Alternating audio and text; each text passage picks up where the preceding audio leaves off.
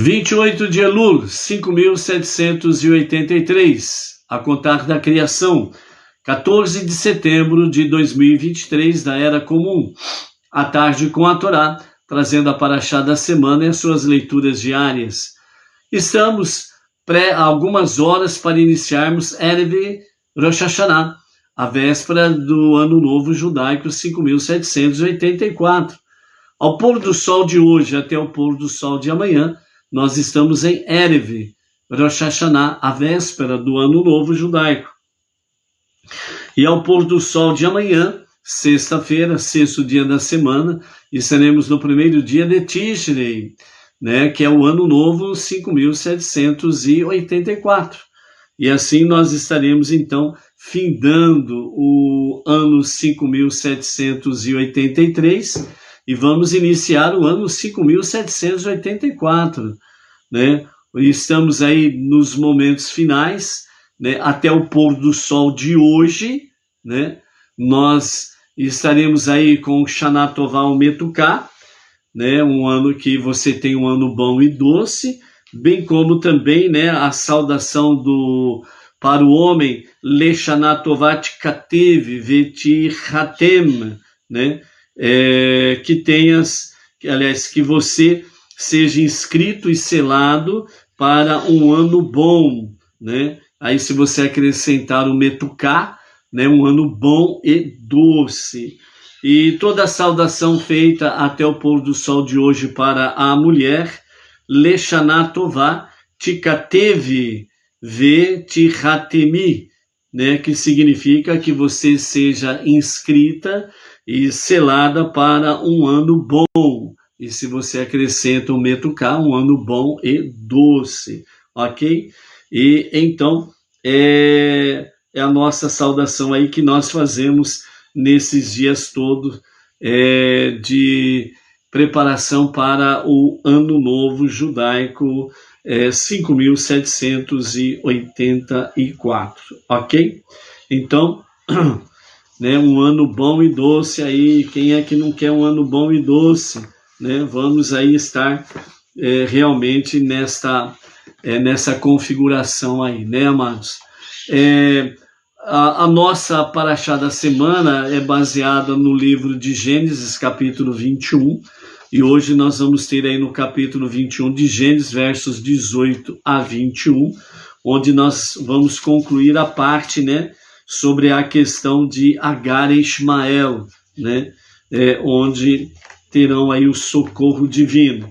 Vamos ver aí mais algumas coisas sobre os alimentos simbólicos e a mensagem, algumas mensagens do shofar, ok? Um aprendizado para nossos dias aí, amém, vem amém, ok? Então, primeiramente, a conclusão de Agar e Ismael, versos 18 a 21 do capítulo 21 de Gênesis, onde diz o anjo de Deus que apareceu a Agar e disse a ela: vai e levanta o menino, mantém tua mão fortemente nele, pois farei dele uma grande nação. E Deus abriu seus olhos e ela viu um poço de água. Ela foi e encheu o odre com água, dando ao menino para beber. Deus ficou com o menino. Ele cresceu e viveu no deserto, onde tornou-se um arqueiro. Ele assentou-se no deserto de Parã, e sua mãe tomou-lhe uma esposa do Egito, que é o seu país de origem, de Agar. Então ela pegou justamente do Egito, uma mulher da idolatria, para casar com seu filho Ismael, Então nós vemos aí essa configuração do princípio de Gênesis para a questão de Agar e Ismael, O atributo, de amor, de Abraão, ele é muito real para com Ismael. Ele realmente ama o seu filho e por isso que ele relutou, em primeiro plano, de não mandar embora Agar e Ismael, o seu filho. Mas Como Sará, ela tinha uma visão profética mais apurada do que o próprio Abraão. Então Deus respondeu a Abraão para que ele não tivesse medo, mas que ele fizesse tudo o que Sara lhe dissesse. Então, assim, Abraão, ele fez tudo que Sará realmente mostrou para ele. Então, dessa forma, também Deus confirmou a Abraão que realmente de Ismael lhe faria uma grande nação. E assim foi feito, né? Através de Ismael vieram 12 tribos, né, do Oriente Médio, e então foi feita uma grande nação que é uma realidade até os dias atuais. Ou seja, Deus ele mostra a sua fidelidade e realmente o compromisso sério com as suas promessas, bem como também com o seu propósito, né? E é por isso que numa das profecias nos fala, né, que o Egito ele andará de braços dados com o povo judeu nos dias de Mashiach, ok? Baruch Hashem. Nós vimos aí algumas alusões sobre os alimentos simbólicos, né? Para compartilhar com os amados, onde vimos aí a maçã, as halot, que são os pães especiais de Rosh Hashanah, e eles são em formato redondo, né? Que significa que não tem princípio nem fim. E nesse sentido, realmente para que nós tenhamos um ano sem conflitos, um ano realmente bom e doce, né? E então, nesses dias, nós temos aí o pão, né, ele sendo mergulhado no mel, e aí então a pessoa ela vai comer o pão com mel, trazendo realmente a questão da perspectiva, né, de um ano bom e doce. Alguns alimentos, né, que têm os seus símbolos, né? Nós temos aí o alho poró, a selga, a tâmara, abóbora ou cenoura, ou abóbora e cenoura, o feijão fradinho ou roxinho, né? A romã, o peixe, e alguns alimentos a serem evitados durante esses 2 dias de Rosh Hashanah. A selga, ela traz para nós uma mensagem sobre que os seus inimigos sejam exterminados e os teus oponentes todos, e teus oponentes e todos aqueles que querem, né, o teu mal, que eles sejam exterminados. Então essa é a mensagem que nós temos aí do alho poró. Da selga, nós temos a mensagem também que os teus inimigos sejam removidos e os teus oponentes e todos aqueles que querem o teu mal, que também, a semelhança do alho poró, que eles sejam também eliminados da sua presença, né? Que você, os seus inimigos e os seus oponentes não tenham forças diante de você. A tâmara, né, costuma-se ingeri-la para que acabem os nossos inimigos, porque em hebraico, itamo é parecido com tamar. Então, por isso, possa ser a vontade de Hashem, que sejam consumidos os teus inimigos e os teus oponentes e todos aqueles que querem o nosso mal. Então, que eles realmente sejam consumidos. A mensagem que nós encontramos, né, nos alimentos da abóbora, a moranga ou a cenoura, traz para nós realmente a mensagem que se multiplique, né, que se multipliquem realmente as bênçãos sobre as tuas vidas, assim como também em Yiddish, né, a palavra mevni, em Yiddish, que significa cenoura, né, que significa multiplique, né, que seja então realmente os teus méritos que se multipliquem neste novo ano, que você realmente tenha boas sentenças, que as más sentenças ou os maus decretos caiam por terra e que você realmente tenha méritos proclamados diante de Hashem, ok? O feijão, ele traz a mensagem também que os méritos se multipliquem durante o ano novo, né? 5.784. A romã, ela traz também a mensagem, né? Sobre a questão dos méritos, né? Que segundo os sábios falam que cada romã tem 613 sementes.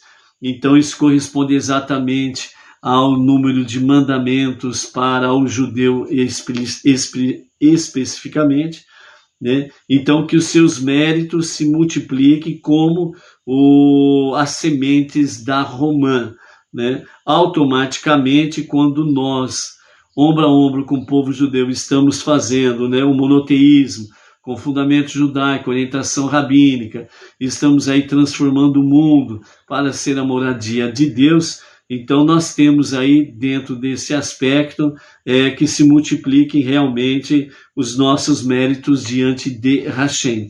Então o nosso trabalho é importante dentro desse aspecto. Com referência ao peixe, né? Ao peixe, que a vontade de Hashem seja realmente de nos frutificar e de nos multiplicar como os peixes, e cuida de nós com olho aberto atentamente. Porque o peixe, para quem não sabe, ele não fecha os olhos, ele está continuamente com os seus olhos abertos. Então, por isso, há o significado que nós sejamos cuidados com os olhos de Deus, que não se fecham nunca, que estão sempre abertos e atenciosos para com aqueles que clamam a Ele. Bem como também a questão do peixe aí, né? Dele ser assado com cabeça, né? O peixe ser assado por inteiro, traz para nós exatamente, especificamente, primeiramente, para o povo judeu, que o Eterno te colocou por cabeça e não por cauda, te colocou por cima e não por baixo, né? Então, para nós, Bnei Noach, a mensagem também é a mesma, entre as nações, bem entendido, né? Assim, entre as nações, o Eterno colocou os Bnei Noach, que já abraçaram a fé monoteísta, com fundamento judaico e orientação rabínica, reconhecendo o único Deus, né? Por isso monoteísmo. Então, o Bnei Noach, ele também tem o mérito, né? De se multiplicar como os peixes dentro da configuração entre as nações. Por isso que o movimento Bnei Noach entre as nações está crescendo de forma esplêndida, né? Deus está realmente multiplicando. Então, que seja a tua vontade, que sejamos como a cabeça e não como a cauda, né? Então, esses são os alimentos simbólicos que nós teremos aí na nossa mesa de Rosh Hashanah amanhã à noite, né? Teremos aí a transmissão direta da Sinagoga Bnei Noach Regional Bauru, da cidade Sem Limites, para Bauru região, para o Brasil e para as nações.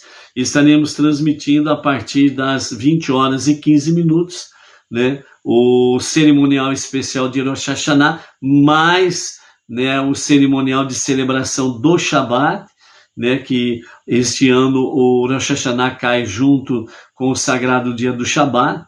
Então aí já junta as duas festividades e fazemos as festividades de Shabbat Shalom e Rosh Hashanah, ok? Então por isso nós temos aí uma festa dupla amanhã à noite.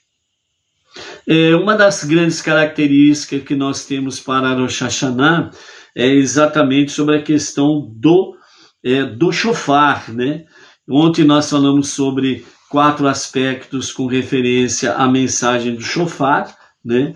O shofar no Monte Sinai, o shofar proveniente, né, do chifre do carneiro, né, que assumiu o lugar do sacrifício, né, de Yitzhak, e então o shofar ficou como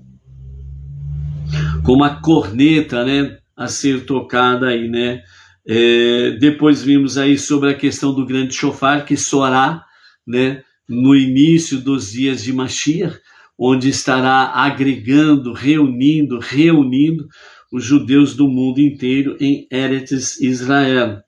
e também o grande chofar sendo tocado, soado, nos dias de Mashiach, em que vai manifestar a ressurreição dos mortos. Como a ressurreição dos mortos, segundo os sábios, eles terão etapas, então nessas etapas, antes da ressurreição, momentos antes, o grande chofar será tocado, será anunciando ali a ressurreição, ok? Então, por isso, nós temos diante de nós, né, 3 fatos que anulam os maus decretos. A nossa techuvá, um retorno a Deus para um verdadeiro e sincero arrependimento. As tefilot, que são as preces, né, diárias que nós fazemos das nossas preces aí, segundo o Siduch.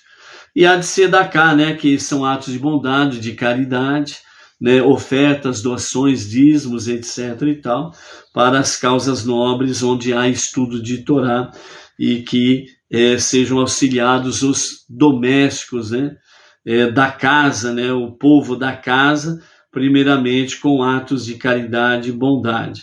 Então, dessa forma, nós temos aí, né, o toque do shofar. O toque do shofar, realmente, ele tem um grande, maravilhoso significado em todos os níveis e todos os sentidos do toque do shofar. Mas a recomendação rabínica, né, é que para se tocar o shofar, precisa obedecer a halahá, que é a lei judaica. Não é simplesmente pegar o shofar e fazer dele uma corneta e ficar tocando aí, né, como se fosse um corneteiro, né?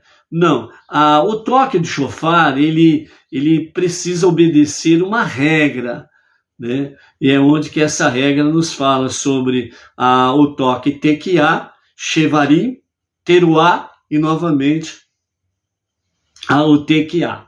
Então vamos ver aqui os segredos, né, dos sons do shofar, e lembrando que para se tocar o shofar precisa obedecer a halahá.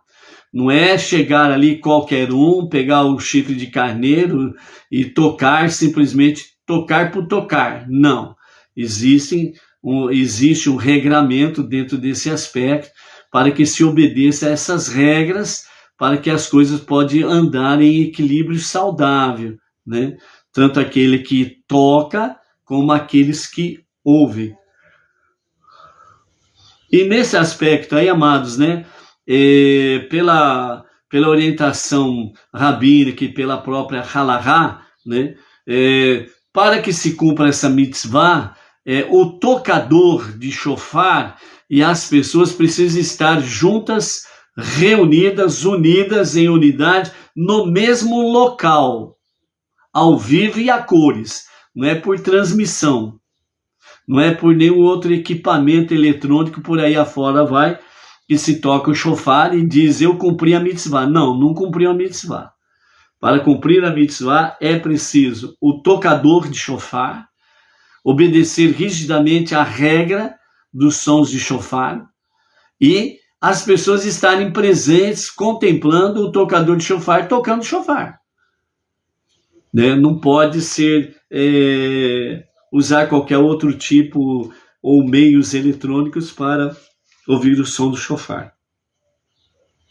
Você até pode ouvir o som do shofar pelos meios eletrônicos por aí e tudo mais, mas ele não é válido como mitzvah, como você cumpriu a mitzvah de ouvir o som do shofar. Ok? É isso que os mestres falam. Então vamos lá.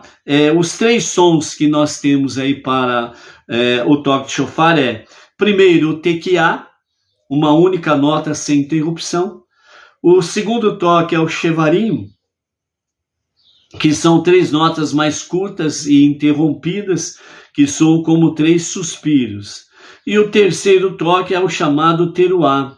9 notas são tocadas, né, de forma rápida, né, sucessiva, que soam como soluços breves, como uma pessoa que está chorando, né, nesse sentido. E o que representa? Vamos ver então o que representa. O toque do tequiá nos lembra que já fomos um todo. Cada um de nós nasceu inteiro, né? Então é a lembrança de que tequiá né? Por ser realmente uma única nota, então mostra que nós somos um, né? E nós precisamos lembrar exatamente dessa questão que já fomos um e estamos divididos, mas precisamos de união. O segundo toque é Shevarim, que nos lembra que na vida somos assolados por dúvidas, confusão e desapontamentos. Nos tornamos fragmentados, dispersos, provocando suspiros existenciais, né? Então é o caso do Shevarim. A Teruá nos lembra que as vidas de muitas pessoas foram abaladas através de várias experiências negativas, destrutivas e coisas semelhantes, né? E as suas vidas acabaram virando pedaços minúsculos, né? Então eles estão chorando consciente ou inconscientemente. Mas o que fazemos depois de cada vez que tocamos os sons interrompidos? Ou seja, primeiro se toca o tequiá, uma única nota. Segundo é Shevarim, três notas mais curtas interrompidas, que soam como 3 suspiros, né? E o terceiro toque, que é o teruá, que é a nota mais rápida, que soa como soluços breves, são os 9 toques. Então, o que acontece dentro desse aspecto? Quando se toca os 3 toques, novamente se volta para o tequiá, o primeiro toque. E ao tocar o tequiá novamente, isso nos lembra que podemos ser restaurados novamente à integridade. E além disso, todos nós, após ouvir, né, o som do shofar, chegamos ao tequiá Gedolá, que é o toque mais longo do tequiá, né? Então o tequiá inicial, ele é uma nota sem interrupção e um pouco curta. O tequiá Gedolá, o tequiá final, depois dos 3 toques, então o tequiá Gedolá, ele é um som longo, até a pessoa quase perder a sua respiração, porque ele vai tocar até o seu último suspiro, no modo assim de dizer. Por isso que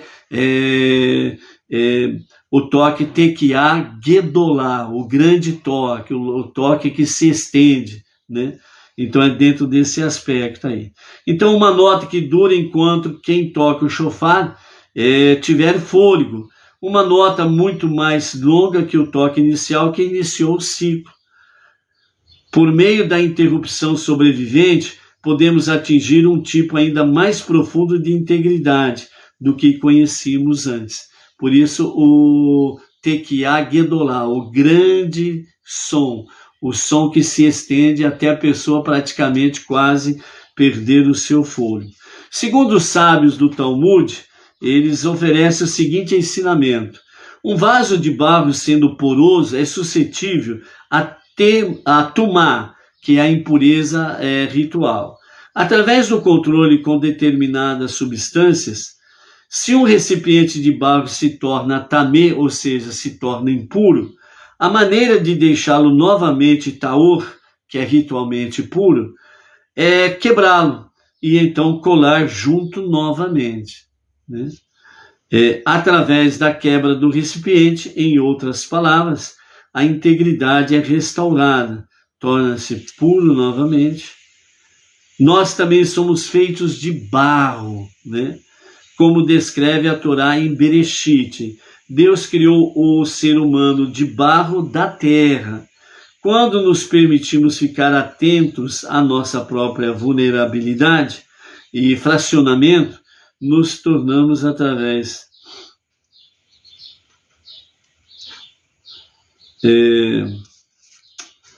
desculpa aí, gente, estamos aí 36 horas acordados aí.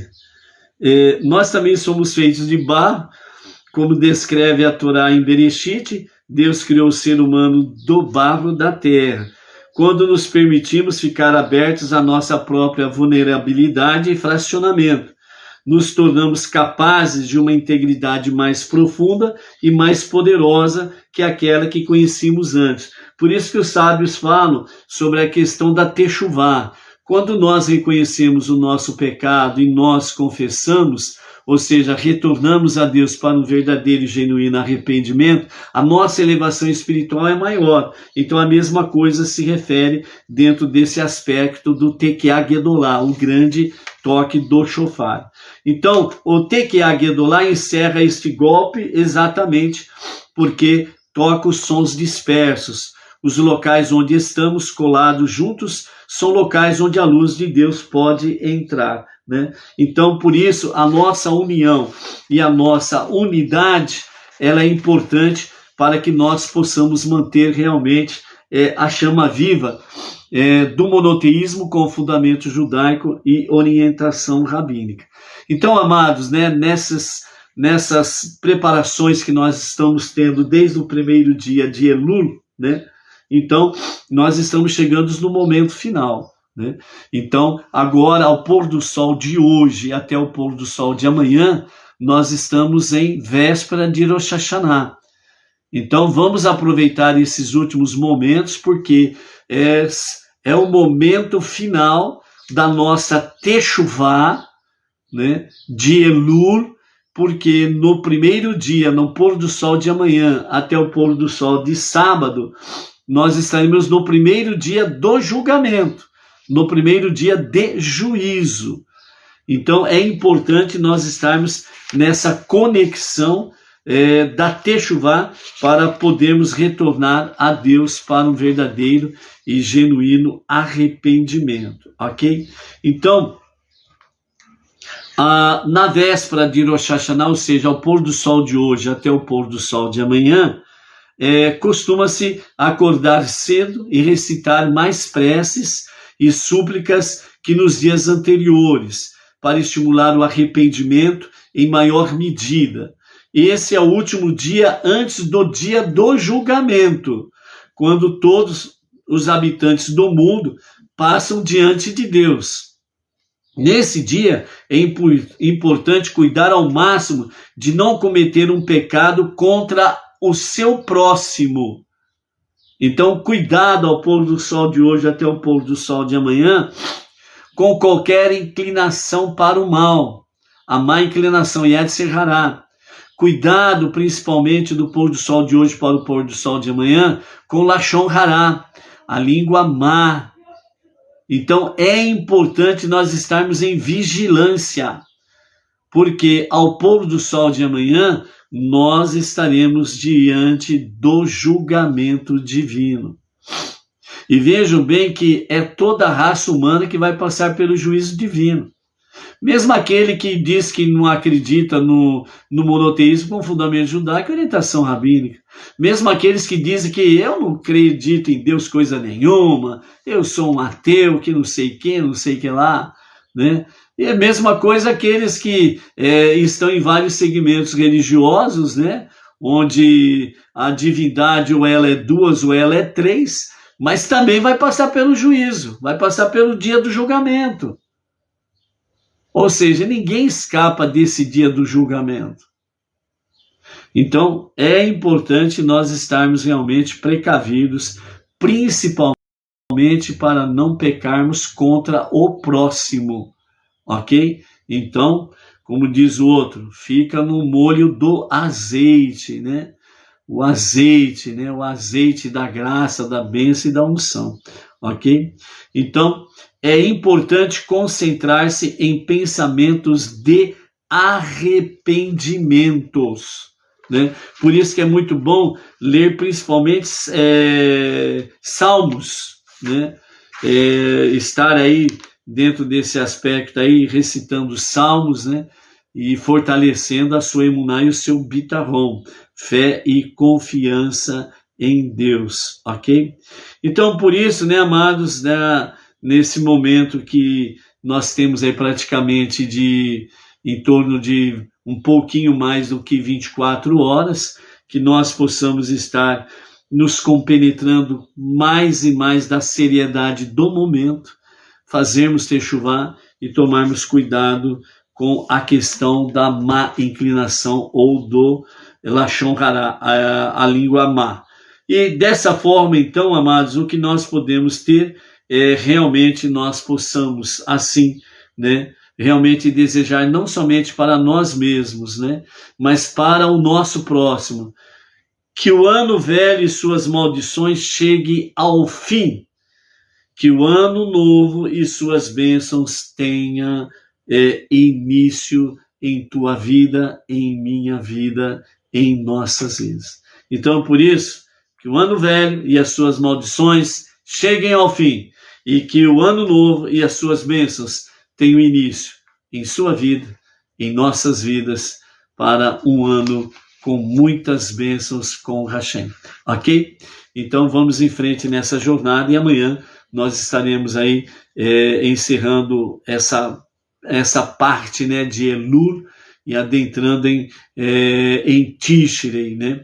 E vamos ver aí a continuidade desses ensinamentos para nos fortalecermos cada vez mais na nossa fé e na nossa confiança a Hashem. Ok? Shalom, shalom, amados. Até amanhã com a graça bendita de Hashem.